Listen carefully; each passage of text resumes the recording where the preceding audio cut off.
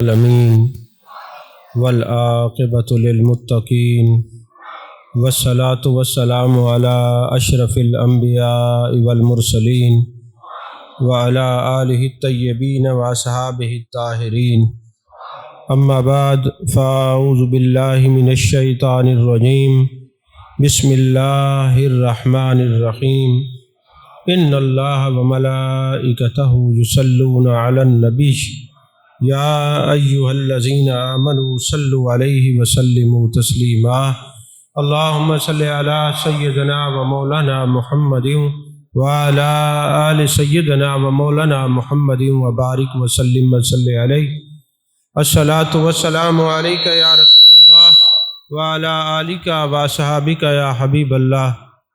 تمام تعریفیں اللہ تبارک و تعالیٰ کے لیے جو خالق کائنات بھی ہے، مالک شخصیات بھی، جو آد بھی ہے، صمد بھی ہے، جس کی شان لم یلد بھی ہے ولم یولد بھی۔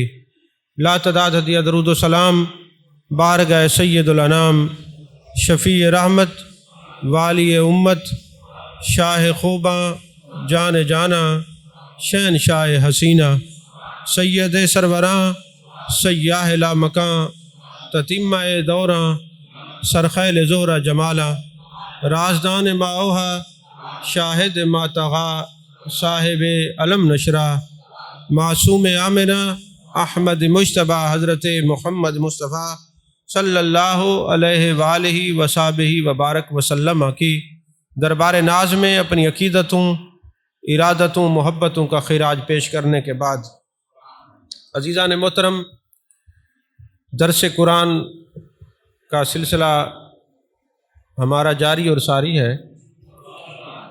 ایک برکات تسمیہ پر آپ گفتگو سماعت فرما چکے، پچھلے جمعۃ المبارک پہ حج تمتع کے طریقہ کار پر گفتگو ہوئی، پھر ہم اپنے اس ٹوٹے ہوئے سلسلے کو دوبارہ جوڑ رہے ہیں۔ میں نے آپ سے عرض کیا تھا کہ بسم اللہ الرحمن الرحیم پر اگر ہم اللہ کی توفیق اور عطا سے گفتگو کرنا چاہیں تو ایک نہیں، دو نہیں، کئی دروس دے سکتے ہیں۔ تو کافی ساری چیزوں کو چھوڑتے ہوئے، کچھ سامعین کی سماعت پر اور کچھ علمی استعداد اور بساط پر جو ہے وہ توقف کرتے ہوئے وہ چیزیں بیان کریں گے جو آپ کو سمجھ میں آ جائے۔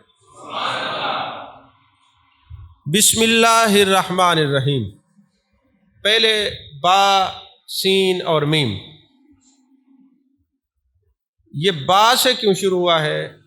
جبکہ آپ حروف ہجا، جس کو حروف تہجی آپ کہتے ہیں، وہ الف با تا سے شروع ہوتا ہے، لیکن جب یہ قرآن کا مقدمہ شروع ہوا، قرآن شروع ہوا، یہ الف سے ہے، یہ با سے ہے، الف سے نہیں، جبکہ حروف ہجا اور حروف تہجی الف سے ہے۔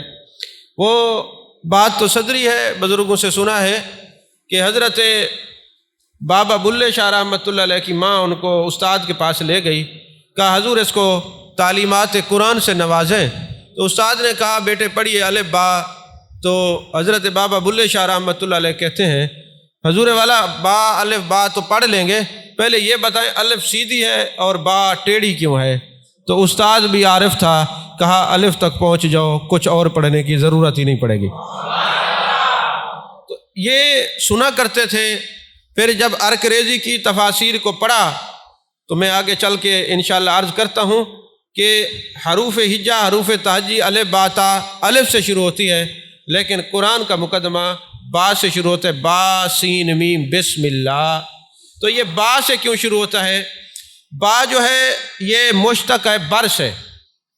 اللہ تبارک و تعالیٰ نے اپنے بندے کو دنیا اور آخرت میں مختلف نیکیوں سے، کرامات سے نوازنا ہے، اور یہ کرامت کا شرف مومن کو حاصل ہوگا۔ جیسا کہ امام فخر الدین رازی رحمۃ اللہ علیہ نے ایک بات لکھی ہے کہ یہ با سین میم، یہ با سے کیوں شروع ہے؟ یہ بر سے مشتق ہے، اور اللہ مومن پر بار ہے، نوازنے والا ہے، کرم کرنے والا ہے، اور اپنے بندے کو دنیا اور آخرت میں نا تنہا چھوڑنے والا ہے۔ امام فخر الدین رازی نے تفسیر کبیر میں لکھا ایک شخص ہے وہ یہودی ہے، کلمہ اس نے پڑھا نہیں، مسلمان اس کے پاس گیا، اس کو کہا تیرا مرنے کا وقت ہے، دنیا سے جا رہے، کلمہ پڑھ لے۔ اس نے کہا میں کلمہ پڑھوں تو مجھے کیا ملے گا؟ مسلمان نے کہا جنت ملے گی، دوزخ سے بچے گا، نار جہنم سے بچت ہوگی۔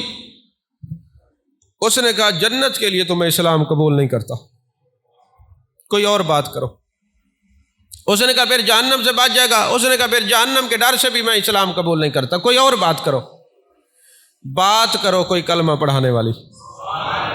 اس نے کہا پھر اللہ تجھے اپنا دیدار کرائے گا، دیدار کے شوق میں کلمہ پڑھ لو۔ کہتے ہاں یہ بات سمجھ میں آتی ہے، جب دین اسلام قبول ہی کرنا ہے تو پھر یار کے لیے نہ کرے، پھر اس کے دیدار کے لیے نہ کرے، پھر جب اس کے دیدار کے لیے ہم تڑپیں گے مچلیں گے، یہ کیسے ہو سکتا ہے کہ وہ اپنے بندے کو دیدار نہ کرائے؟ بلکہ تصوف کی کتابوں میں ایک میں حدیث پاک پڑھ رہا تھا کہ جب قیامت کا دن ہوگا، جو دوزخ کے ڈر سے عبادت نہیں کرتے، جو جنت کی لالچ میں عبادت نہیں کرتے، صرف اپنے یار کا مکھڑا تکنے کے لیے عبادت کرتے ہیں۔ ان تعبد اللہ کأنک تراہ فإن لم تکن تراہ فإنہ یراک، جو اس حدیث کا مصداق بن کر عبادت کرتے ہیں، جب قیامت کا دن ہوگا اللہ فرمائے گا یہ میرے عاشق ہیں، ان کو جنت میں بھیج دو۔ یہ عاشق بیٹھ جائیں گے جنت کے دروازے پہ، کہیں گے ہم نہیں جاتے۔ اللہ فرمائے گا فرشتوں ان کو زنجیریں باندھ کر گھسیٹ کے جنت میں لے جاؤ۔ فرشتے اس کو زنجیریں باندھیں گے، اور جب گھسیٹ کے جنت کی طرف لے جانا چاہیں گے تو عاشقوں کی طاقت اتنا ہے کہ فرشتوں سے یہ ہلیں گے بھی نہیں۔ اللہ اپنے عاشقوں کی طاقت دکھانا چاہتا ہے، ورنہ اللہ بھیجے اور اللہ کام ذمہ لگائے پورا نہ ہو، یہ کیسے ہو سکتا ہے؟ بہرحال فرشتے ان کو گھسیٹنے کی کوشش کریں گے تو وہ نہیں ان سے ہلیں گے۔ فرشتے بار گئے خدا بندی میں عرض کریں گے میرے مالک تیرے عاشقوں کی بڑی طاقت ہے، تیرے عاشقوں کی بڑی طاقت ہے، تیرے عاشقوں کی بڑی طاقت ہے۔ اب وہ جناب والا اللہ فرمائے گا یہ کیوں نہیں جاتے؟ ان سے پوچھو تو صحیح۔ وہ عرض کریں گے میرے مالک ہم نے جنت کی لالچ میں عبادت نہیں کی، ہم نے دوزخ کے ڈر سے عبادت نہیں کی، ہم تو تیرے مکھڑے کو تکنے کے لیے عبادت کرتے تھے، کبھی تصور میں کبھی تخیل میں، بس ہم یہی سوچتے تھے یا ہم اسے دیکھ رہے ہیں یا ہمیں وہ دیکھ رہا ہے۔ اصل نماز ہے یہی، روح نماز ہے یہی، تو میرے روبرو رہے میں تیرے روبرو رہوں۔ وہ کہیں گے ہم نے تو یار کا مکھڑا تکنے کے لیے عبادتیں کی تھیں۔ اب لفظ عبادت پر انشاءاللہ آگے کلام ہوگا کہ عبادت کہتے کس کو، ابھی تو نہیں، یعنی جب ہم پڑھائیں گے تصوف پڑھیں گے تو قرآن کی تفسیر پڑھیں گے کہ عبادت کہتے کس کو ہیں اور عبادت اللہ کراتا کیوں ہے، اور پھر ہم ذلیل کیوں ہوتے جا رہے ہیں۔ بس اتنا یاد رکھیے یہ جو مہک ہے نا، اس کا کوئی تخلیق کا مقصد ہے، یہ ہماری آواز آپ تک پہنچاتا ہے، اور اگر یہ اپنا کام کرنا چھوڑ دے تو اس کو آپ ہر وقت اٹھائے پھریں گے یا پھینک دیں گے؟ اچھا یہ پنکھے کا کام ہے ہوا پہنچانا، یہ اگر آپ کو ہوا دیتا رہے تو ٹھیک ہے، اگر یہ خراب ہو جائے تو پھر آپ اس کو لگائے رکھیں گے؟ تو پتہ چلا جو چیز اپنی مقصد تخلیق کو بھول جاتی ہے وہ رد کر دی جاتی ہے۔ اللہ فرماتے وما خلقت الجن والانس الا لیعبدون، ہم نے جنوں اور انسانوں کو اپنی عبادت کے لیے پیدا کیا ہے، مقصد تخلیق عبادت ہے۔ جس نے عبادت چھوڑی ہے ذلت کا تاج اس کے سر پہ رکھ دیا جاتا ہے، جو عبادت کرتا ہے محبت کا تاج اس کے سر پہ رکھ دیا جاتا ہے، عزت کا تاج کرامت کا تاج اس کے سر پہ رکھ دیا جاتا ہے۔ بہرحال یہ بندے کو بنانے کا مقصد اس کی عبادت کرنا تھا، اب یہ دیکھنا ہے کہ ہم عبادت کتنی کرتے ہیں، ہم نے اپنا مقصد حیات قابو کیا ہوا یا چھوڑ دیا، بس اتنی فکر اپنے ذہن میں رکھیں۔ تو حضور والا وہ کیا کہیں گے کہ ہم تو تیرا مکھڑا تکنے کے لیے عبادت کرتے تھے۔ اللہ فرمائے گا ہاں فرشتوں میرے عاشق کہتے تو صحیح ہے۔ دیکھو نا عاشقوں کی بات کی اگر یار تصدیق کر دے تو یہ عشق والوں سے پوچھو، میں ہوش و حواس اپنے اس بات پہ کھو بیٹھا، ہنس کر جو کہا تم نے آیا میرا دیوانہ۔ تو یہ عشق والوں کی دنیا یہ وادی اور ہوتی ہے، ہم نے تو صرف زبانی کلامی عشق سیکھا ہے نا۔ اگر عشق ہوتا نا جیسے کل ایک پوسٹ چڑھی ہے کہ تمام احباب کو جو سلسلے میں داخل ہیں ان کو بلایا جا رہا ہے، ان کے پیر خانے سے حکم ملا ہے کہ سارے حاضر ہو جائیں۔ تو میں نے کہا کسی بندے کے ذہن میں یہ بات نہ ہے کہ ہو سکتا ہے انتظامیہ والوں نے اپنی طرف سے یہ پوسٹ چڑھا دی ہو۔ اس پوسٹ کے اوپر میں نے پھر اپنے ہاتھوں سے لکھا کہ تمام احباب اس شرکت کو یقینی بنائیں۔ شیخ کا میسج ملتے ہی جو دوڑ کے آئے ہیں ان کو اللہ کیا شان دیتا ہے، اور جو گھر پڑے ہوئے ہیں ان کو کیا شان ملی ہے۔ یہ تو بات ہوگی نا انشاءاللہ۔ تو اللہ فرماتا ہے یہ کہتے تو ٹھیک ہیں، یہ کہتے تو ٹھیک ہے، انہوں نے عبادت ہی میرے لیے کی تھی، کیونکہ آپ کو ایس ایچ او بلائے اور آپ نہ جائیں، پھر نہ جائیں، اور پھر نہ جائیں تو کیا ہوگا؟ تو کبھی آپ اپنے پیر خانے کو ایس ایچ او کے برابر بھی درجہ دیتے؟ کبھی آپ خدا کی بارگاہ کو کسی دنیا دار کے چمچے کرچے کے برابر بھی درجہ دیتے ہیں؟ معاذ اللہ ثم معاذ اللہ، یہ اللہ سے ڈر کے بات کہہ رہا ہوں۔ ہماری تو ترجیحات ہی بدل گئی ہیں، دنیا دار بلائے، ایم پی ایم این اے بلائے، بھاگ بھاگ کے جاتے ہیں، اور 5 وقت مسجد سے آواز آتی ہے حی علی الصلاۃ حی علی الفلاح، کتنے دوڑ کے جاتے ہیں۔ اور اللہ اسی لیے تو فرماتا ہے یا ایھا الذین آمنوا استجیبوا للہ وللرسول اذا دعاکم لما یحییکم، اے ایمان والو جب اللہ اور اس کا رسول بلائے فوراً آ جاؤ، اگر نہ ختم ہونے والی زندگی چاہتے ہو۔ اس کی آپ شرح پڑھ لیں تو جتنے لوگ بھی یار کی آواز پہ لبیک کہتے ہیں ان کی قبریں بھی بادشاہت کرتی ہیں، وہ مر کے امر ہو جاتے ہیں، مٹتے نہیں ہیں۔ تو عزیزان محترم، اللہ فرمائے گا یہ کہتے ٹھیک ہیں، پھر کیا ہوگا؟ حریم ناز کا پردہ ہٹا دیا جائے گا، بے حجابانہ یار کا دیدار ہوگا۔ جب یہ فرشتے جو ہٹیں گے، اللہ اپنے بندوں کو دیدار کرائے گا، عشاق کو دیدار کرائے گا، اور الفاظ کیا ہوں گے؟ السلام علیکم یا اہل الجنہ، یہ آواز آئے گی السلام علیکم یا اہل الجنہ۔ وہ جو عاشق بیٹھے ہوں گے وہ یار کا مکھڑا تکنے کے بعد واجد میں آئیں گے اور رقص کرتے ہوئے جنت میں داخل ہو جائیں گے۔ تو یہ عاشقوں کا بڑا مقام ہے۔ اب ہوا یہ کہ بندہ کہتا ہے بات تیری میرے ذہن میں لگتی ہے کہ اس کے دیدار کے لیے میں کلمہ پڑھتا ہوں، لیکن وجہ یہ ہے تو مسلمان ہے، تو مجھے لکھ کے دے کہ اگر میں اس کے دیدار کے لیے کلمہ پڑھتا ہوں تو وہ مجھے دیدار ضرور کروائے گا۔ مسلمان کوئی آج کے مسلمان کا تو نہیں تھا جو کسی کا لکھا ہوا ہی نہ مانے، اپنے لکھے ہوئے کا انکار کر دیتے۔ اس نے کہا ہاں میں لکھ کے دیتا ہوں۔ اس نے لکھ کے دیا کہ تو اللہ کے دیدار کے لیے دین اسلام قبول کر، تجھے دیدار ہوگا۔ اب جس نے لکھ دیا اس نے دیکھا کہ وہ یہودی مسلمانوں کے مرا، وہ جنت میں ٹہل رہا ہے، تو اس نے پوچھا سنا تیرے ساتھ کیا بنی؟ لکھنے والا فخر الدین رازی ہے، کتاب کا نام تفسیر کبیر ہے۔ کہا مجھے میرے رب نے بخش دیا ہے، جنتی کر دیا ہے، اور بار بار ایک ہی جملہ دہرایا جاتا ہے، یہ ہمارے شوق میں مسلمان ہوا ہے، یہ لذت دیدار کے لیے مسلمان ہوا ہے، یہ ہمیں تکنے کے لیے مسلمان ہوا ہے۔ با کا مقصد آپ کو سمجھ آیا؟ آگے ہے سین کو لیا گیا ہے سمیع سے، یعنی سننے والا۔ تو اللہ تبارک و تعالی عرش سے لے کر فرش تک سب کی سنتا ہے۔ حضرت زید بن حارثہ رضی اللہ تعالی عنہ ارشاد فرماتے ہیں میرے ساتھ نا ایک منافق سفر کر رہا تھا، بظاہر تو اس نے بڑا کلمہ شلمہ پڑھا ہوا تھا لیکن تھا منافق۔ تو ایک جگہ پہ ہم گئے تو وہ منافق نے مجھے رسیوں سے باندھ دیا اور مجھے قتل کرنا چاہا۔ جب مجھے قتل کرنا چاہا تو میں نے کہا تو کلمہ پڑھنے والا ہے، قتل کرتا۔ اس نے کہا میں تو نفاق کے زور پہ میں نے کلمہ پڑھا ہے، اصل تو تجھے قتل کرنا چاہتا ہوں۔ کہتے ہیں اس وقت میرا کوئی پرسان حال نہیں تھا، میں نے یہ بسم اللہ کے با کے بعد جو سین ہے یہ سین سے سمیع ہے، سمیع کا معنی سننے والا۔ تو میں نے کہا کس کو مدد کے لیے پکاروں؟ حضرت زید بن حارثہ کہتے ہیں میں نے کہا اغیثنی یا رحمان، اے رحمان میری مدد کر۔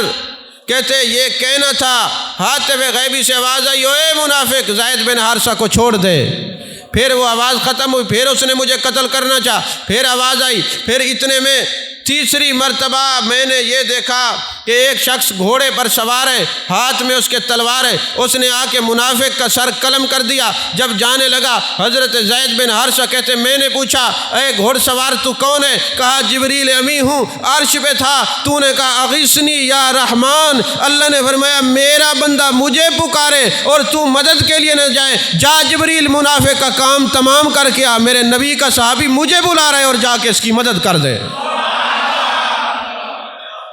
تو یہ ہر ایک کی زمین و آسمان میں تمام مخلوقات کی وہ سنتا ہے۔ اور تیسرا کون سا لفظ ہے؟ میم۔ میم جو ہے اس سے مراد یہ ہے کہ تمام مملکت پر اختیار اسی ذات کا ہے، اسی ذات کا ہے، وہ سب کی سنتا ہے۔ ہر چیز عرش فرش میں سب اس کی ملکیت میں ہے، سب اس کے اختیار میں ہے، وہ سب کی سنتا ہے۔ تو حضرت سلیمان علیہ السلام کے زمانے میں قحط پڑ گیا، آپ نے لوگوں کو اکٹھے کیا کہ اکٹھے ہو کے اللہ کی بارگاہ میں دعا کرتے ہیں، اللہ تعالیٰ دعا قبول کرے گا۔ جب سارے لوگ دعا کرنے کے لیے اکٹھے ہو گئے تو حضرت سلیمان علیہ السلام کی نظر ایک چونٹی پہ پڑی، اس نے اپنے جو اگلے ٹانگیں تھیں اٹھائی ہوئی تھی، ہاتھ بنائے ہوئے تھے، اور چونٹی کہہ رہی تھی میرے مالک اگرچہ میں چونٹی ہوں تیری بارگاہ میں میرا بھی تو حق ہے نا کہ میں دعا کروں، بارش عطا کر دے۔ سلیمان علیہ السلام نے چونٹی کی دعا کو سنا۔ آپ کان سے چونٹی لگائیں، آپ کو سمجھ آتی ہے؟ نہیں سمجھ آئے گی؟ جو آپ کو نہیں سمجھ آتی وہ نبیوں کو تو سمجھ آتی ہے۔ تو جب سلیمان علیہ السلام کو چونٹی کی بات سمجھ آتی ہے تو میرے مصطفیٰ کے سننے کا عالم کیا ہوگا؟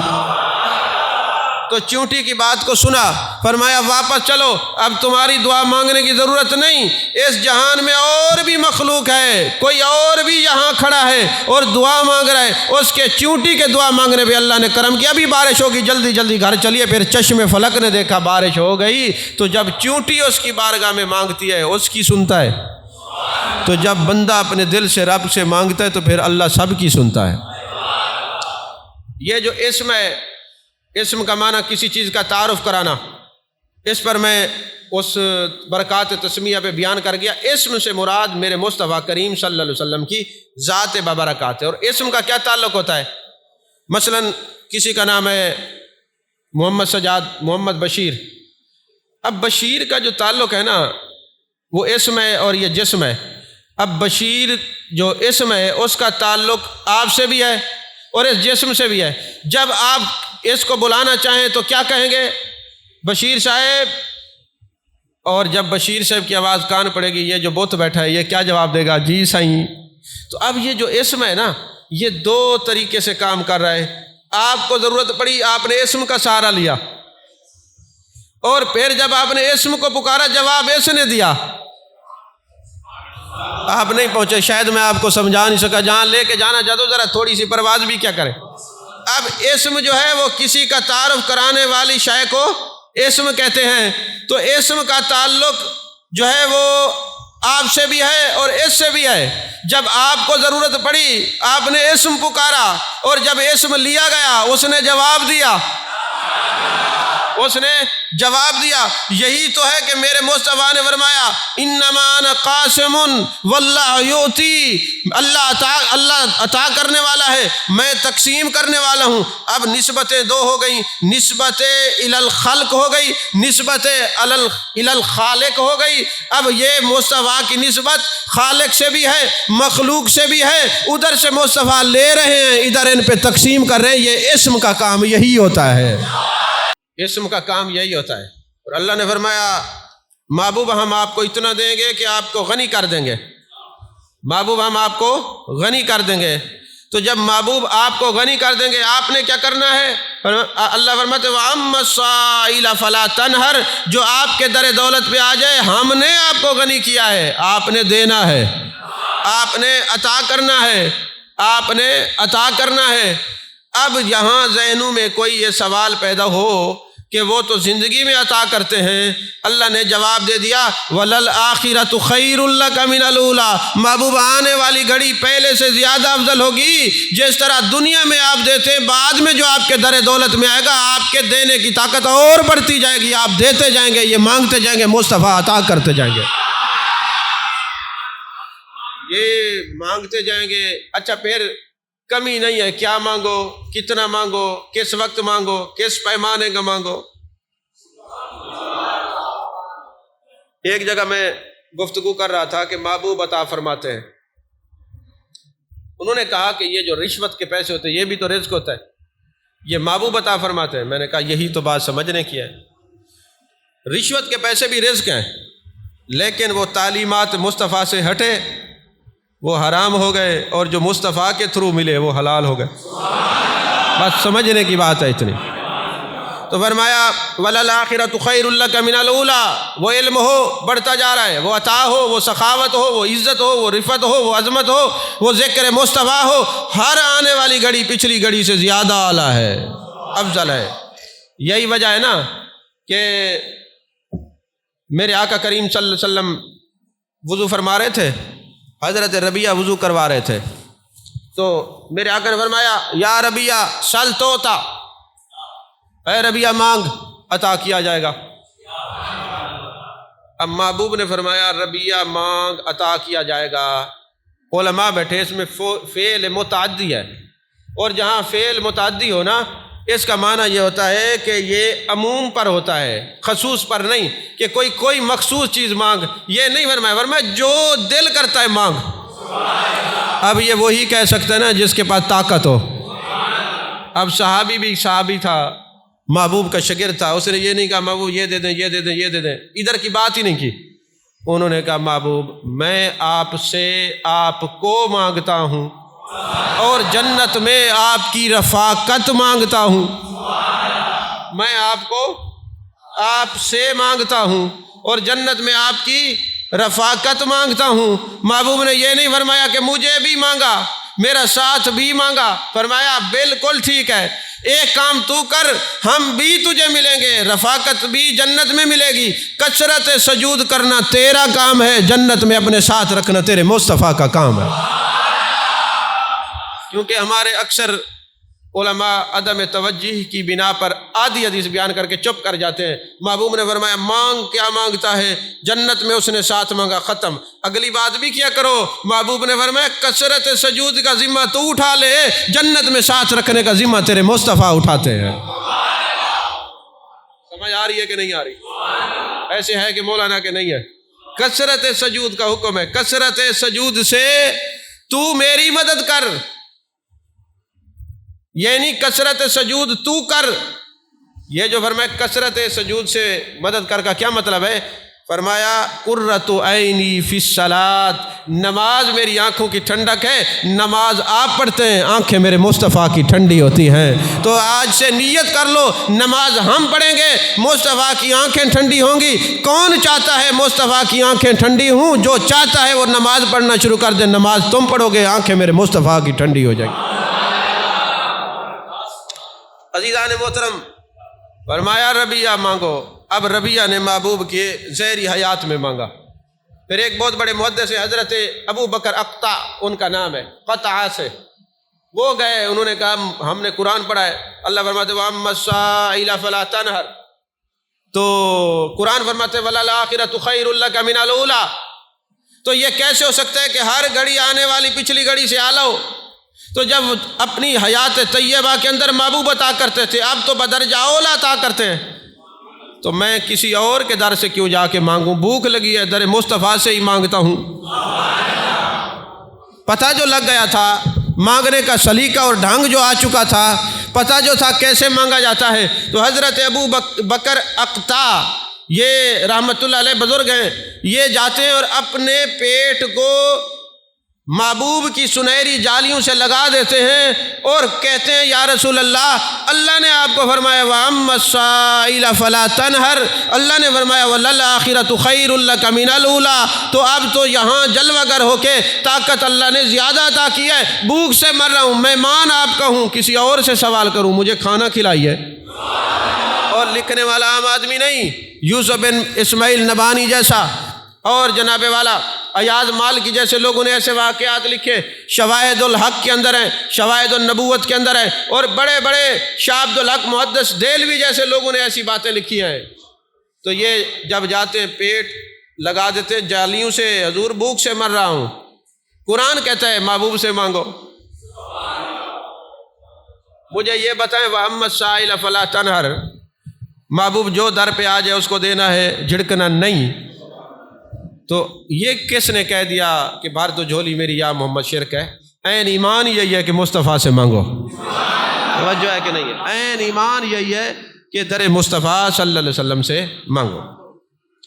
عزیزان محترم، جب محبوب علیہ السلام کے اس غلام ابو بکر نے رحمۃ اللہ علیہ نے مانگا نا، تو میرے آقا نے ایک روٹی عطا فرمائی۔ آدھی تو وہ خواب میں کھا گئے، جب آنکھ کھلی تو آدھی ہاتھ میں موجود تھی۔ پتہ چلا خواب نہیں تھا، خیال نہیں تھا، خیال میں نہیں تھا بلکہ آمنہ کے لال کے تصور میں تھا۔ تو اب میرے مصطفیٰ سے مانگا جائے گا۔ اب کب مانگا؟ محبوب کی حیات میں مانگا، ملا۔ پھر بعد از وصال جس نے مانگا ملا، اور پھر قیامت والے دن کیا ہوگا؟ سب سے پہلے یہ جائیں گے آدم علیہ السلام کے پاس۔ اللہ نے توفیق دی تو میں ان سارے وہابیوں سے پوچھوں گا کہ تم تو کہتے تھے نبی کے در سے مانگنا شرک ہے، اب جا کے آدم علیہ السلام سے کہہ رہے ہو ابا جی میری شفاعت کریں، میری شفاعت کریں۔ وہ کہیں گے نفسی نفسی نفسی اذهبوا الی غیری، اب تم کسی اور کے پاس جاؤ، اب تم جناب نوح کے پاس جاؤ، شیس کے پاس جاؤ، ادریس کے پاس جاؤ، یوسف علیہ السلام کے پاس جاؤ۔ وہ اب وہاں آدم علیہ السلام سے لے کر عیسیٰ علیہ السلام تک ایک ایک کے در پہ جائیں گے۔ تم تو کہتے ہو نبیوں سے مانگنا شرک ہے، آج قیامت ہے اور مانگ رہے ہو شفاعت، وہ بھی نبیوں کے در سے۔ کہاں گیا تمہارا عقیدہ؟ وہ بیٹھے ہو، کہاں گیا تمہارا عقیدہ؟ اور اللہ فرماتے مالک یوم الدین، میں آخرت کے دن کا مالک ہوں۔ میرے مالک، یہ آج کے دن کا مالک کون ہے؟ ہم ہیں۔ تو پھر آخرت کا دن کیوں فرمایا؟ فرمایا اس دن کو انکار تو کر کے دیکھے نا۔ توجہ ہے کہ نہیں ہے؟ اس دن کو انکار تو کر کے دیکھے۔ اب وہ آدم علیہ السلام کے پاس جا کے مانگ رہے ہیں، تو مصطفیٰ سے مانگنا شرک ہے، تو آدم سے کیوں شفاعت کی بھیک مانگ رہے ہو؟ کوئی نہیں سمجھ آ رہی یار۔ تو فرمایا آدم سے لے کر عیسیٰ علیہ السلام تک سب کے پاس جائیں گے۔ اچھا، اللہ یہی تو سمجھانا چاہتا ہے کہ تم دنیا میں نبی سے مانگنا شرک کہتے ہو، اب آخرت ہے، اب قیامت کا دن ہے۔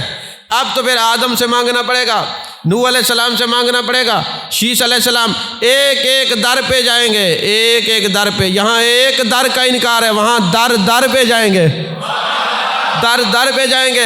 اور پھر جب حضرت عیسیٰ علیہ السلام کے پاس جائیں گے، وہ کہیں گے میں تمہیں ایک در ایسا نہ بتا دوں جہاں چلے جاؤ پھر کسی کے در پہ جانے کی ضرورت نہیں پڑی تھی، وہ در مصطفیٰ ہی تو ہے نا، وہ در مصطفیٰ صلی اللہ علیہ وسلم ہی ہے۔ فرمایا نفسی نفسی اذهبوا الی محمد صلی اللہ علیہ وسلم، جاؤ میرے مصطفیٰ کے پاس۔ ادھر محبوب کی جلوہ گری ہوگی، میرے مصطفیٰ فرمائیں گے انا لہا، ہم ہی تو ہیں، آ جاؤ آ جاؤ آ جاؤ۔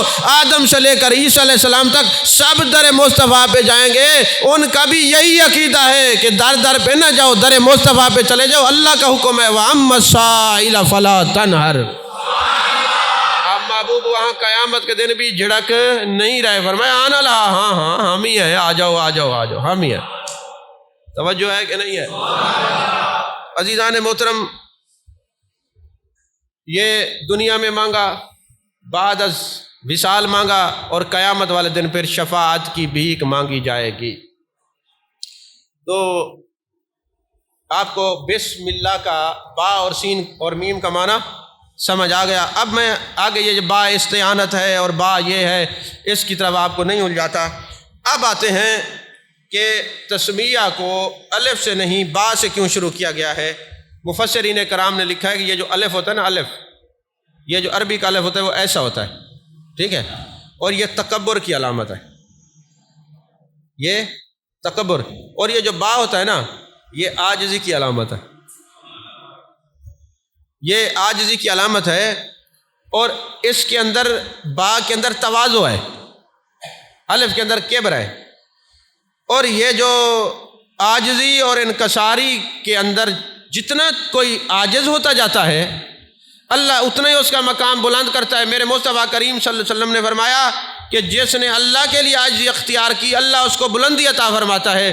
یعنی میرے مصطفیٰ کریم صلی اللہ علیہ وسلم نے ایسی عاجزی کا اظہار فرمایا کہ مکان نیچے رہ گیا، میرے مصطفیٰ لا مکان کی سیر کر کے آئے ہیں، مکان نیچے رہ گیا اور میرے مصطفیٰ کریم لا مکان کی سیر کر کے آئے۔ علامہ عبد الغنی نابلسی صوفی ہیں، وہ لکھتے ہیں کہ تکبر کی 7 وجہ سے تکبر آتا ہے۔ یا علم سے آتا ہے، عالم ہو تو کتنے عالم چوڑے ہو جاتے ہیں، یا کثرت عبادت سے آتا ہے، چپے چپے پہ شیطان نے عبادت کی ہے۔ تکبر یا علم سے آتا ہے یا عبادت سے آتا ہے، یا کوئی کمال ہو تب آتا ہے، کوئی حسن یا جمال ہو تب آتا ہے، یا اعلیٰ نسب ہو تب آتا ہے، کوئی طاقتور ہو تب آتا ہے، یا متبعین یا ماننے والے ہاتھ چومنے والے زیادہ ہو جائے تو تکبر آتا ہے۔ تو فرمایا یہ ساری چیزیں چھوڑ دو، عشق کے میدان میں آ جاؤ، پھر یہ سب کچھ بھی ہو تکبر نہیں آتا، پھر بھی عاجزی طبیعت کے اندر آتی رہتی ہے، عاجزی آتی ہے۔ میں اکثر وہ حدیث سنایا کرتا ہوں نا کہ یہ جو عاجزی ہے نا یہ انسان کو کہاں تک لے کے جاتی ہے، کہ جیسے حضرت ابو ذر غفاری رضی اللہ تعالیٰ عنہ آ رہے ہیں، جبریل امی میرے آقا کریم صلی اللہ علیہ وسلم کی مجلس میں ہے، وہ پوچھتے یا رسول اللہ یہ ابو ذر غفاری نہیں ہے؟ کون پوچھتے ہیں؟ جبریل امی رضی اللہ تعالیٰ عنہ۔ جبریل امی پوچھتے ہیں یا رسول اللہ یہ ابو ذر غفاری نہیں ہے؟ میں ہاں یہ ابو ذر غفاری، تم کیسے جانتے ہو؟ حضور آپ کے غلاموں کو اتنا زمین والے نہیں جانتے جتنا عرش بری والے جانتے، اتنا زمین والے نہیں جانتے جتنا عرش بری والے جانتے ہیں۔ میرے آقا اگرچہ خود بھی جانتے ہیں، فرمایا وجہ کیا بنی ہے کہ میرے ابو ذر غفاری کو اتنا زمین والے نہیں جانتے جتنا عرش بری والے؟ حضور ایک بات ہے، ان کے اندر آج اتنے ہر بندے کو اپنے آپ سے افضل سمجھتے ہیں، قول واللہ شریف پڑھتے رہتے ہیں۔ اللہ نے ان 2 چیزوں کی وجہ سے یہ مقام دیا ہے، چلتے زمین پہ ہیں، تذکر عرش بری پر ہوتے ہیں۔ یہ تو صوفیوں کا ہے کہ وہ ہر ایک کو کہتے ہیں یہ بڑا ولی ہے، یہ بڑا ولی ہے۔ ادھر دوسرے شعبے میں آ جائے تو مولوی تو بندہ ہی نہیں سمجھتے کسی کو، وہ کہتے ہیں ہم بڑے عالم، باقی تو سب فارغ ہے۔ ایسا نہیں ہونا چاہیے۔ تکبر عزازیل راخار کرد، بزندان لعنت گرفتار کرد۔ بہرحال اب یہ جو الف ہے تکبر کی علامت ہے، اور تکبر کی وجہ سے الف کو نقطے سے معروم کر دیا گیا، اور با کو عجز کی وجہ سے نقطہ دیا گیا ہے، اور پھر با نے کہا نقطہ ہم ایک ہی قبول کریں گے۔ تو جب با سے پوچھا ایک کو کیوں، کہا ایک کو قبول کرنا یہی تو عشق ہے۔ وہی سمجھ نہیں آئی بھائی، یہ جو نقطہ ہے نا، نقطہ بولیا ایک نقطے وچ گل مک دی ہے۔ لفظ کیا ہوتا ہے؟ مرید۔ کیا ہوتا ہے؟ یہ یا کے نیچے جو ہے یہ نقطہ ہے، نقطے ہیں 2، تو کیا بنتا ہے؟ مرید۔ تکبر آ جائے، عاجزی چلی جائے، بدبختی شروع ہو جائے، تو یہی جو نیچے والے نقطے ہیں نا یہ اوپر آ جاتے ہیں، تو پھر کیا بنتا ہے؟ مرتد۔ تو بولیا ایک نقطے وچ گل مک دی ہے، نقطے کو سمجھو، نقطے کو پکڑے رکھو۔ اگر نقطہ سمجھ میں آ گیا تو یہ نقطے اگر رہے نیچے تو پھر ہوگی عاجزی، اور اگر یہ آگے اوپر تو پھر مرید نہیں، پھر مرتد ہو جائے گا۔ بات پھر نقطے کی ہے، بات پھر نقطے کی ہے۔ یہ تصوف نہیں تو کیا ہے؟ ایک کو محبت خدا بندی میں ایک، ایمان سارے نبیوں پر مصطفیٰ ایک، ابا اما مرشد، بس یہ نقطہ بھی ایک اس نے قبول کیا، بس کا ایک کا ہو کے رہ جاؤ، اس لیے ہم ایک کو مانتے ہیں۔ عزیزان محترم، میرے آقا کریم صلی اللہ علیہ وسلم اللہ کے خلیل ہیں نا، تو ان کے دل میں ایک ہی ہے، کیونکہ با نے جو ایک لیا ہے۔ اچھا، پھر حضرت احمد کبیر رفاعی رحمۃ اللہ علیہ کو جب محبوب علیہ السلام کی زیارت ہوئی نا، آپ نے ہاتھ مبارک بیر نکالا، تو احمد کبیر رفاعی زیارت کے بعد نا زمین پہ لیٹ گئے اور کہا لوگوں میری گردن پہ قدم رکھو۔ یہ آپ کو کسی نے نہیں بتایا ہوگا، نہ آپ نے پڑھی ہوگی کہیں، میری گردن پہ قدم رکھو۔ احمد کبیر رفاعی آپ کی گردن پہ کیسے قدم رکھیں؟ ابھی ابھی جان کائنات صلی اللہ علیہ وسلم نے اپنے روضہ انور کے اندر سے آپ کو ہاتھ نکالا اپنا اور آپ کو بوسہ دلوایا ہے، آپ ہمیں گناہگار کرتے ہیں۔ کہا نہیں، بات یہ کہیں میں تکبر میں آ جاؤں اور یہ نعمت نہ چلی جائے، تکبر کو زائل کرنے کے لیے میں پڑا ہوں، میرے اوپر قدم رکھو تاکہ تکبر نہ ہو، یہ نعمت اسی طرح برقرار اور جاری اور ساری رہے۔ صوفیوں نے ایک نکتہ لکھا، آپ نے کبھی جس کو گٹار، ستار اور تمبورا کہتے ہیں، آپ نے دیکھا ہوگا وہ بھیک مانگنے والے کدو کا وہ تمبورا بنا کے ایک تار لگی ہوتی ہے، اس کے وہ انگلی لگاتے ہیں تو ٹاں ٹاں کی آواز آتی ہے۔ اب یہ درد کے کوئی تار چھیڑنے والا ہو تو پتہ چلے یہ 3 تار کیوں ہوتے ہیں، پھر کہیں گے یہ محفل تو درس قرآن کی تھی، یہ علم الموسیقی کی طرف لے گئے۔ میں ادھر نہیں جاتا، جو بات سمجھانا چاہتا ہوں، بکرے نے کہا کہ میں کوئی شے ہوں، وہ ہر وقت میں کرتا رہا، جب وہ میں اس کی بڑی نا تو پھر اس کی غیرت کو بھی جوش آیا کہ یہ میں ہو حلال جانور اور میں کرے، اس نے قصاب بھیج دیا، اس نے چھری پھیر دی، چھری لگی، یہ کٹا، ٹکڑے ہوا، اس کی انتڑیاں نکالی گئیں، انتڑیوں کا تار بنایا گیا، پھر اس کا گٹار، ستار، تمبورا بنایا گیا، پھر کہتے میں کہا یہ پہلے کہتا تو نہ کٹتا، نہ جلتا، نہ پکتا۔ کوئی نہیں سمجھ آئی؟ بکرے نے میں کہا، وہ کٹا بھی صحیح، وہ جلا بھی صحیح، انسان میں کہے وہ اس سے کٹ بھی جاتا ہے، وہ جہنم میں جل بھی جاتا ہے، بس میں نہیں کہنا، بس تو ہی تو کہنا ہے، بس تو ہی تو کہنا ہے۔ مولانا روم کہتے ہیں ایک مرید گیا، وہ آج کی صدی کا مرید نہیں تھا، مرید تھا، شیخ کے دروازے پہ دستک دی، شیخ نے کہا کون؟ کہا میں۔ کہا لوٹ جا، جب تک میں ہے دروازے بند ہیں، جب تو ہوگا تو دروازے کھلیں گے، جب تک میں ہے دروازے نہیں کھلیں گے۔ عزیزان محترم، اللہ تبارک و تعالی نے عالم ارواح میں خطاب فرمایا الستو بربکم، میں کیا تمہارا رب نہیں ہوں؟ قالو، وہ سارے بولے کیا بولے؟ بلا، ہاں، کیوں نہیں تو ہمارا رب ہے۔ تو جب پہلی اس انسان کو اللہ نے بولنا سکھایا تو کیا تھا؟ بلا، اس میں با ہے، تو میثاق کے وعدے میں بھی با ہے اور قرآن کے افتتاح میں بھی با ہے، اس لیے بسم اللہ سے با سے شروع ہوتا ہے۔ تو بسم اللہ سمجھ آ گئی، اللہ اس میں ذات ہے، اس میں ذات ہے۔ اب اس میں ذات پہ میں کیا کلام کروں، اللہ کو کون نہیں جانتا، لیکن یہ یاد رکھیں اس کو جاننے کے لیے پہلے بسم ہے، پہلے وہ با ہے اور با کے ساتھ اسم ہے، پھر اسم کے ساتھ جو با ہے، با سے تعلق ہوگا تو اسم سے ہوگا، پھر اسم سے ہوگا تو اللہ سے ہوگا۔ تو اسم کو سمجھو گے تو پھر پہنچو گے ذات تک نا، سمجھ آئی کہ نہیں ہے؟ اسم کو سمجھو گے تو ذات تک پہنچو گے۔ تو بسم اللہ الرحمن الرحیم۔ اچھا، یہ رحمان کا معنی بھی رحم کرنے والا ہے اور رحیم کا معنی بھی رحم کرنے والا ہے۔ اب اس پر مستشرقین نے، ملحدین نے کافی اعتراض کیا، میں اس طرف نہیں جاتا، آپ الجھ جائیں گے، جب ان میں سے کوئی سامنے بیٹھا ہوگا تو پھر جواب دیں گے، ابھی آپ کو نہیں، کیونکہ آپ کو ضرورت ہی نہیں ہے، کیونکہ الذین یؤمنون بالغیب، آپ تو مومن ہیں اور غیب پہ یقین رکھتے ہیں، وہ بے ایمان ہیں، وہ غیب کو نہیں مانتے۔ جب وہ بے ایمان ہوگا ان کو دلائل اور دیے جائیں گے، ایمان والوں کو دلائل اور دیے جائیں گے، جو ہے کہ نہیں ہے؟ تو اس لیے وہ بیٹھے نہیں، تو اس لیے دلائل جو بیٹھے ہیں ان کے دیے جائیں گے، ایمان والوں کے۔ تو رحمان اور رحیم دونوں کا معنی ایک ہی ہے، تو جب معنی ایک تھا پھر اللہ نے رحمان اور رحیم کو اکٹھے کیوں لگایا؟ فرمایا بات یہ ہے کہ اس کو یوں پڑھا جائے، الرحمن الدنیا، رحمان رحمت کرتا ہے دنیا کے ہر پہلو میں، اور رحیم الآخرت، اور رحیم جو ہے وہ آخرت کے ہر پہلو پہ کرم کرتا ہے۔ کیونکہ رحمت کائنات کی اس ضرورت کو کہتے ہیں کہ تمام موجودات اللہ کی رحمت کا محتاج ہے، اور ہر ہستی کی ضرورت کو پورا کرنا رحمت کہلاتا ہے، اور ہستی کی ضرورت کو پورا کرنے کے لیے رحمت چاہیے، اور رحمت کے لیے 3 چیزوں کا ہونا ضروری ہے۔ پہلا کیا ہے؟ ایجاد، کسی شے کے وجود کو لانا، تو یہ اللہ تبارک و تعالیٰ نے خود فرمایا یا ایھا الانسان ما غرک بربک الکریم، تمہیں انسان کس چیز نے دور کر دیا؟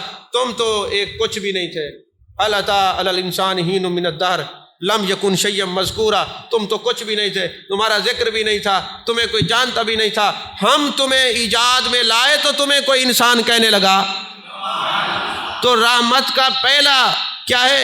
ایجاد، اور دوسرا ہے ابقاء، یعنی اب یہ ایجاد انسان ہو گیا، اب اس کو باقی رکھنے کے لیے نعمتوں کی ضرورت ہے۔ اللہ نے فرمایا ہم نے اتنی نعمتیں دی تم گنتی نہیں کر سکتے، تمہیں سمندروں سے، تمہیں ہوا سے، تمہیں آگ سے، تمہیں پانی سے، تمہیں خوراک سے، یہ ساری چیزوں کا تمہارے لیے ہم نے اہتمام کیا، کیونکہ ہم رحمان ہیں، رحمان کے لیے ضروری ہے وہ رحمت کرے، اور رحمت کو قائم رکھنے کے لیے تین چیزوں کا ضروری ہونا لازم ہے، ایجاد بھی ہو، ابقاء بھی ہو، اور پھر اکمال بھی ہو، یعنی جب ایجاد بھی ہو گئی، ابقاء بھی ہو گیا، اور اب اس وجود کو باقی رکھنے کے لیے اس کو کمال تک پہنچایا جانا ہے۔ اب یہ مختلف اکمال اور کمالات سے نوازا جاتا ہے، تو رحمان کو رحمان اس لیے کہتے ہیں کہ یہ تینوں چیزیں اس انسان کو عطا کی ہیں، موجود میں بھی اللہ لایا ہے، اور اس کو لا کے اس کی بقا کو بھی قائم رکھا ہے، پھر اس کو کمالات اور کرامت سے بھی نوازا ہے، اس لیے اللہ نے خود کو رحمان فرمایا ہے۔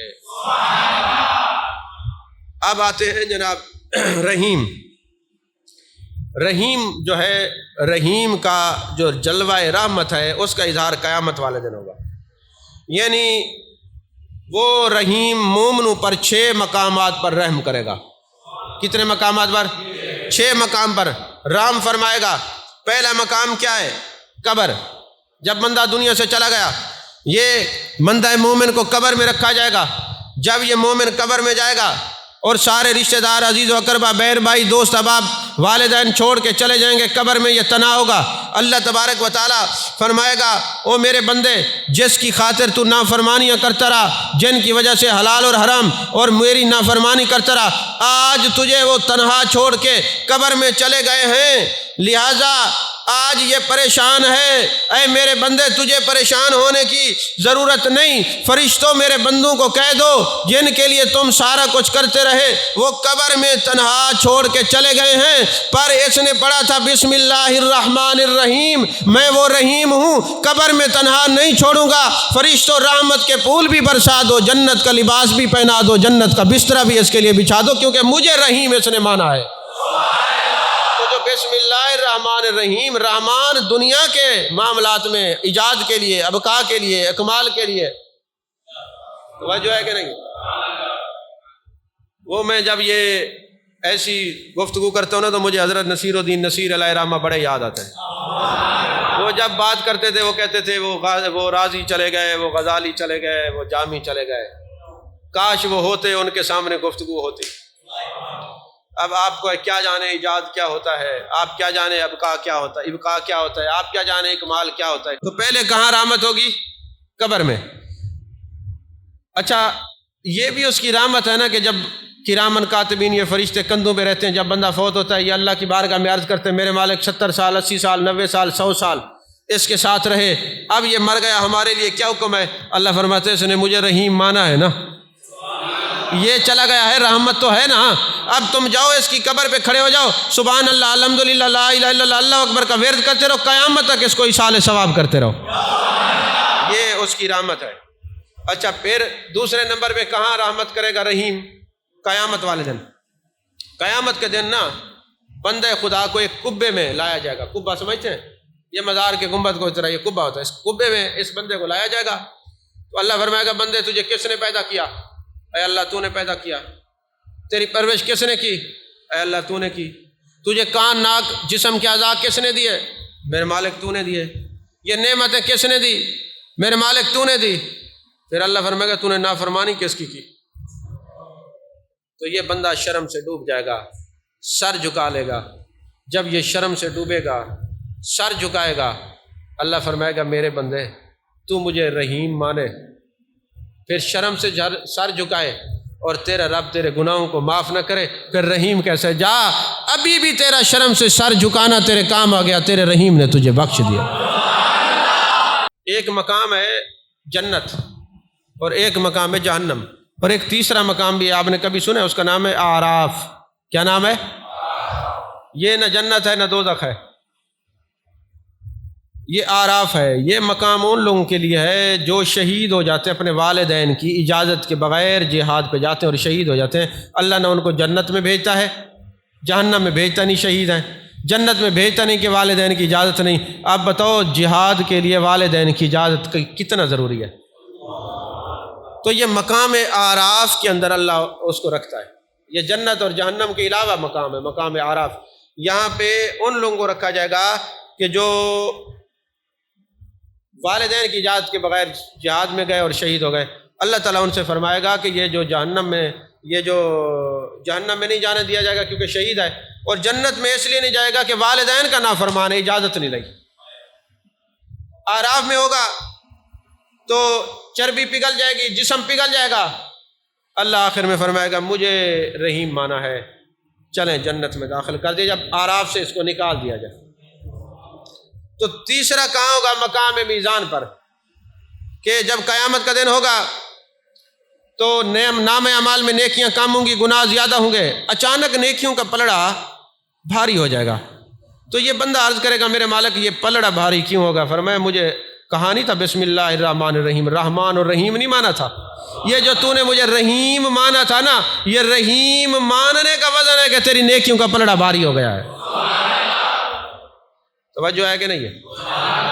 اور ایک حدیث پاک یہ ہے کہ قیامت والے دن نام اعمال کا وہ پلڑا بھاری ہو جائے گا، وہ کہے گا اے اللہ یہ اتنا ثقیل کیسے ہو گیا، وزنی کیسے ہو گیا؟ فرمایا تو نے مجھے اللہ نہیں مانا، یہ لفظ اللہ اسم ذات اللہ کہنے کا وزن ہے کہ تیرے نام اعمال میں نیکیوں کے پلڑے کو بھاری کر دیا گیا ہے۔ اچھا چوتھا ہے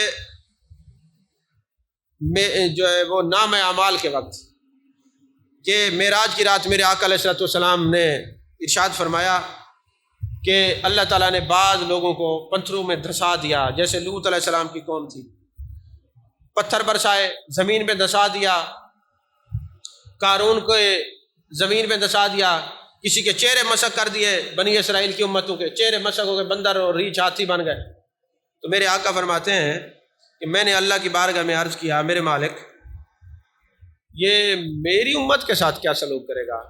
تو اللہ نے فرمایا چونکہ یہ مجھے رحیم مانتے ہیں، اور جو مجھے رحیم مانے گا اس کو جنت میں تو میں داخل کروں گا ہی کروں گا، بلکہ جو مجھے رحیم مانے گا نا اس کے ساتھ قیامت والے دن ایک عجیب معاملہ ہوگا۔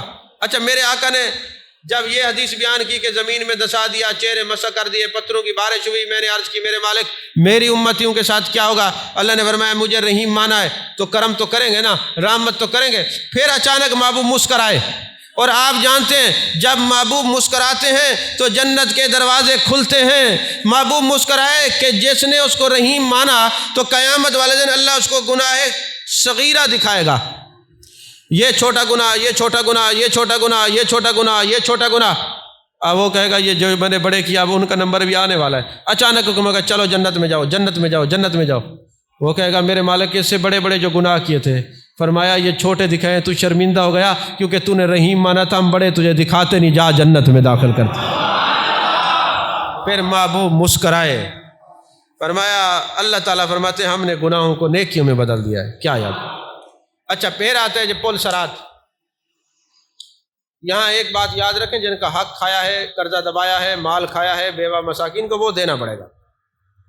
یہ کہیں آپ کہیں گے وہ بھی گناہ کبیرہ ہے، اس میں وہ ہو گیا کام، ایسا نہیں ہے۔ وہ کریم ہے، اپنی رحمت سے کر دے تو اس کی کریمی ہے، ورنہ جن کے پیسے دینے ہیں وہ دیں۔ اچھا پل سرات پر، پل سرات پر، اب پل سرات پر جب یہ بندہ گزرے گا تو یہ قرآن ہے، اس کا میں مفہوم عرض کر رہا ہوں کہ جہنم کیا کہے گی؟ جہنم کہے گی اے اللہ اپنے مومنین کو جلدی جلدی گزار، ان کے نور کی وجہ سے میری آگ بجھ رہی ہے۔ اور جہنم کہے گی مومنو جلدی جلدی گزرو، تمہارے نور کی وجہ سے جہنم کی آگ بجھ رہی ہے۔ میں نے کہا ملا جی یہاں تو مصطفیٰ کا نور نہیں مانتا، وہاں تجھے پل صراط پہ ان کے امتیوں کا، مومنوں کا بھی نور ماننا پڑے گا، تو ٹھہر تو صحیح نا، وہاں تجھے مومنین کا بھی نور ماننا پڑے گا، تو تھوڑا صبر تو کر، یہ تو قیامت میں پتہ چلے گا۔ تو پل صراط سے گزارا جائے گا، پل صراط سے گزارا جائے گا۔ اچھا آپ ایک بات حیران ہوئے کہ جب اللہ تبارک و تعالیٰ نے اتنا کرم کرنا ہے، جس نے رحمان اور رحیم مان ہی لیا ہے، تو پھر یہ پول سرات سے کیوں گزارے گا؟ ذہنوں میں سوال آ سکتا ہے نا، یونیورسٹی کے بچے بیٹھے ہیں، کیونکہ وہاں تو الہادی ہے اور عجیب قسم کا تماشا بنا ہوا ہے، تو یہ پول سرات سے کیوں گزارا جائے گا؟ جب کرم ہی کرنا ہے تو پھر مومنوں کو ویسے ہی اللہ معاف کر دیتا ہے، وہ قادر ہے، ان اللہ علی کل شیء قدیر ہے، تو پھر پول سرات سے بندے کو کیوں گزارا جائے گا؟ اس کی وجہ کیا؟ پہلا جواب سنیے۔ پہلا جواب یہ ہے کہ اگر اللہ تبارک و تعالیٰ صرف کافروں کو جہنم سے گزارتا، انہوں نے تو گرنا ہی گرنا ہے جہنم میں، کیونکہ پول سرات جو ہے وہ جہنم کے اوپر ہے، صرف کافر وہاں سے گزرتے تو ان کے دلوں میں خیال پیدا ہوتا کہ آج یہ مومن بھی ہمارے ساتھ ہوتے تو وہ بھی گرتے۔ اللہ فرماتے ہیں اس کے خیال کو دور کرنے کے لیے سب کو گزاروں گا، ان کو بتاؤں گا وہ نہیں گرے، وہ تو گزر گئے، گرے تو تم ہو جنہوں نے مجھے مانا نہیں ہے۔ یعنی تمہارے ایمان والوں کی عظمت کے اظہار کے لیے پول سرات سے گزارا جائے گا۔ یار یہ کہ نہیں یار، عظمت کے اظہار کے لیے۔ اور دوسرا، پھر جب وہ گریں گے نا تو پھر وہ کہیں گے کاش لو کانو مسلمین، ہم بھی مسلمان ہوتے تو آج ہم نہ گرتے۔ تو اس دن احساس ایمان کو دلانے کے لیے اللہ سب کو گزارے گا، مومنین کو بھی اور کفار کو بھی۔ کفار گر جائیں گے اور وہ کہیں گے کاش ہم بھی مومن ہوتے، کیونکہ مومن تو نہیں گرے، وہ تو گزر گئے، اس لیے گزارا جائے گا۔ اور دوسری وجہ یہ ہے، آپ نے دیکھا کہ سونے کے اندر کھوٹ آ جائے تو اس کو کہاں ڈالتے ہیں؟ آگ میں، تاکہ کھوٹ ختم ہو جائے، اوریجنل خالص سونا نکل آئے، کیونکہ ایمان کے ساتھ گناہوں کا کھوٹ ہے، اس لیے پل سرات سے گزارا جائے گا، کھوٹ ختم ہو جائے گا، ایمان نکھر کے سامنے آ جائے۔ پھر جناب والا اگلی بات کہ مومن کو کیوں گزارا جائے گا؟ دو جواب آپ نے سنے، تیسرا جواب اس لیے گزارا جائے گا کہ جب فرعون کا جو ہے نا لشکر جا رہا تھا نا، تو دریا کے اندر فرعون کا گھوڑا نہیں جاتا تھا، وہ رک گیا، کیونکہ اب یہ قانون یہ ہے کہ اصل کی طرف لوٹتا ہے، کیونکہ جنس کی طرف میلان ہوتا ہے۔ تو اللہ تبارک و تعالیٰ نے جبریل علیہ السلام کو بھیجا کہ اپنا گھوڑا لے جا اور دریا کے اندر جو ہے نا تو گزار، جب تیرے گھوڑے کو فرعون کے گھوڑا اور ان کی فوج دیکھے گی نا تو یہ پیچھے چل پڑیں گے، اور جب یہ پیچھے چلیں گے نا تو پھر تیرا گھوڑا تو گزر جائے گا، اور ان کو میں پانی کے اندر فرعون کو اور اس کی فوج کو ڈبو کے ماروں گا، کیونکہ ابھی یہ جا نہیں رہے گھوڑے۔ تو اب اس جنس کو یہ بتانے کے لیے تو کہا ہیں تو وہ بھی بندے، لیکن کافر مشرک ہیں، مومن کو گزارا جائے گا، یہ پیچھے پیچھے گزریں گے، شاید ہم گزر جائیں گے، یہ گر جائیں گے، مومن گزر جائے گا، اور گزرے گا کیوں نہیں؟ ادھر سے مصطفیٰ کھڑے ہوں گے، فرما رہے ہوں گے رب سلم امتی، رب سلم امتی، رب سلم امتی، شالا خیر نہ لاؤ، شالا خیر نہ لاؤ۔ تو محبوب فرمائے خیر نہ لاؤ تو پھر خیر سے وہی گزریں گے نا جو میرے مصطفیٰ کے اختیارات کو مانتے ہیں۔ توجہ ہے کہ نہیں ہے؟ عزیزان محترم، چوتھی صورت، چوتھا جواب کافی سارے ہیں، اس میں صرف 4 جواب پہ اکتفا کر رہا ہوں کہ مومن جب پل سرات سے گزریں گے نا، اللہ تبارک و تعالیٰ پہلے انبیاء کو گزارے گا، اولیاء، اصفیاء، ازکیاء، نقبا، نوجبا، کاملین، واصلین پل سرات پہ گزریں گے۔ جب یہ گزریں گے تو ان کے مرید، ان کے چاہنے والے دیکھیں گے ہمارے شیخ جا رہے، وہ بھی پیچھے۔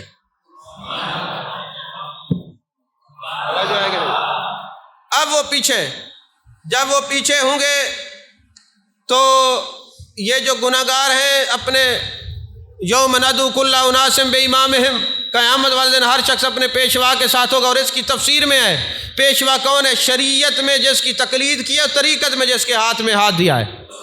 تو قرآن کی نص سے قیامت والے دن ہر بندہ اپنے امام کے پیچھے پیچھے ہوگا۔ تو جب یہ امام پل سرات سے گزر رہے ہوں گے تو یہ ماننے والے مریدین، محبین، مخلصین، مقلدین پیچھے پیچھے یہ گزر جائیں گے، اور پھر جو کفار ہیں وہ زمین وہ جہنم میں گرنا شروع ہو جائیں گے، تو کہا جائے گا یہ کیسے گزر گئے؟ کہا ان کا پردہ رکھنے کے لیے میں نے پہلے انبیاء، اولیاء، اصفیاء، ازکیاء، نوجبا کو گزارا ہے، پھر پیچھے ان کو گزارا ہے، ان کی وجہ سے یہ بھی پل صراط سے گزر گئے، تم تو ان کو مانتے نہیں تھے، اس لیے تمہارا پردہ کیوں رکھوں، تمہیں یہیں گرایا جائے گا، گرو جہاں پل صراط سے وہی گزریں گے جنہوں نے اولیاء کو مانا ہے اور ان کی عظمت کو مانا ہے۔ اللہ تبارک و تعالی پردہ رکھتا ہے، محبوب بھی پردہ رکھتے ہیں، اور اس کی واضح مثال یہ ہے کہ ایک دفعہ محبوب علیہ السلام نے اونٹ ذبح کروایا، اور اونٹ کا جو گوشت ہے وہ کھانے کے بعد پیٹ کے اندر گیس پیدا ہوتی ہے، تو ایک صحابی جو تھے ان کا وضو ٹوٹ گیا۔ جب وہ وضو ٹوٹا، مجلس لگی ہوئی ہے، اب میرے مصطفیٰ کریم صلی اللہ علیہ وسلم کی نگاہ ناز کو پتہ ہے کہ میرے اس امتی کا وضو نہیں ہے، اگر یہ بغیر وضو کے نماز پڑھے گا، بغیر وضو کے نماز پڑھنا جائز نہیں ہے، اور اگر یہ اٹھ کے جائے گا تو سارے کہیں گے ہمارا وضو تھا، اس نے وضو نہیں کیا۔ تو محبوب نے پردہ رکھتے ہوئے فرمایا سب نے گوشت کھایا ہے اونٹ کا، لہٰذا بغیر وضو کے ابھی کوئی ایسے نہیں ہوگا نماز نہیں پڑھے گا، سارے وضو کر کے آئیں گے تب نماز ہوگی۔ کس لیے؟ تاکہ اس کا پردہ رہ جائے۔ ایک امتی کا پردہ رکھنے کے لیے میرے مصطفیٰ سب کو وضو کروا رہے ہیں، تو گناہگاروں کا پردہ رکھنے کے لیے پل صراط سے اولیاء کے جرمٹ میں گزارا جائے گا تاکہ یہ پل صراط پہ گزر جائیں، گریں گے نہیں۔ تو ابھی ہم رحمان اور رحیم تک پہنچے ہیں، اور انشاءاللہ پھر آگے رحمان پہ نقطہ، پھر رحیم کے نقطے، پھر یہ الف لام کیوں ہے، پھر اس کی کتنی اقسام ہے، اور یہ جب لگ جائے تو یہ کیا ہوتا ہے، معرفہ کیا ہے، نکرہ کیا ہے۔ اب اس پر انشاءاللہ زندگی نے وفا کی تو اگلے جمعۃ المبارک پر سیر حاصل گفتگو کریں گے۔ اللہ ہم سب کی حاضری کو قبول فرمائے، آمین۔ وآخر دعوانا ان الحمدللہ رب العالمین۔